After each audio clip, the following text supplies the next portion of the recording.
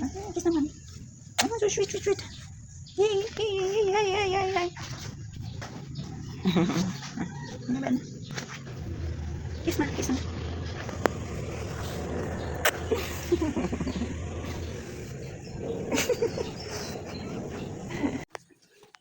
Hi guys, maaga pa. Ano oras pa lang? 6:45. So, bago ako papasok guys, samahan nyo muna ako. Punasan natin ito yung lalagyan namin ng sapatos. Ay hala. Sobrang ano na, alikabok na siya guys. Muna natin to yung sapatos ng ating bossing. Hindi na kasi ito guys nasusuot yung mga sapatos dito. Nagtambak na. At yung may-ari, wala. Nasa Manila. So, kailangan linisan din natin. Baka mamaya iba na yung nakatira dito. Ang cute ng lalagyan ko ng sapatos, diba guys? So cute. Mura lang yan sa Shopee. Gusto nyo bumili? Sa Shopee lang guys. Order lang kayo.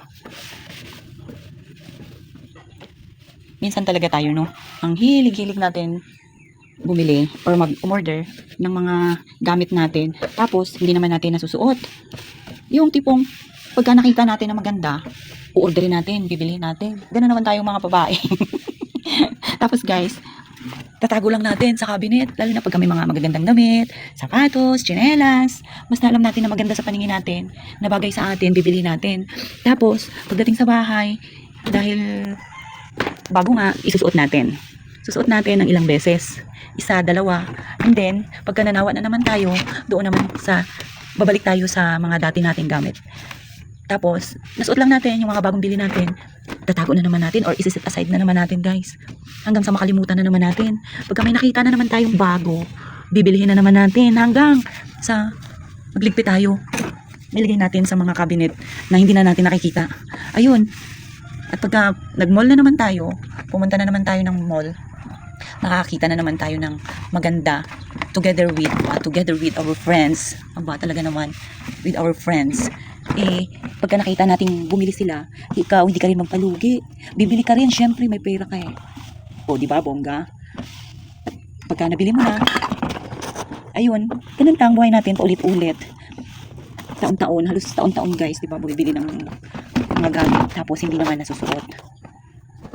Hay, talaga naman, Pinoy. Walang kakontentuhan.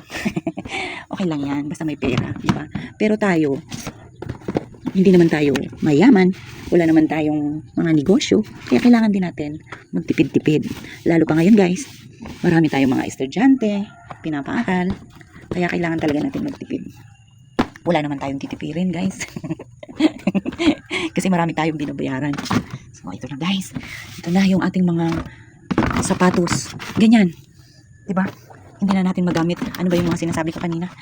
Hindi na natin masuot yung mga gusto natin, yung mga napamili natin. Hindi na natin masuot yung mga binili natin na nagustuhan natin sa mall na akala natin talagang bagay na bagay sa atin.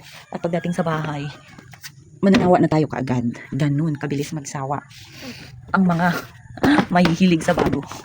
Alam niyo mga guys, ito yung may-ari ng mga sapatos na ito. Ganun din eh. Ganun din siya guys, mahilig lang din siya. Pagka nagustuhan niya, bibilihin. May pera. Kaya nabibili. Pero pagka wala ng pera, wala na. Tis-tis na.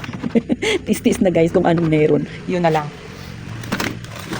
Ano mga guys, nabahayan kasi yan siya ng lamok pagka hindi natin nalilinis. Di ba? Ganyan lang, paunti-unti lang. Paunti-unti ang paglilinis. Dahil nga may trabaho tayo. Nandyan na. Nandyan na ang ating little bossing guys. Galing sa labas. Buti na lang, nakatapos na rin tayo. Kahit saglit lang, saglit na paglilinis.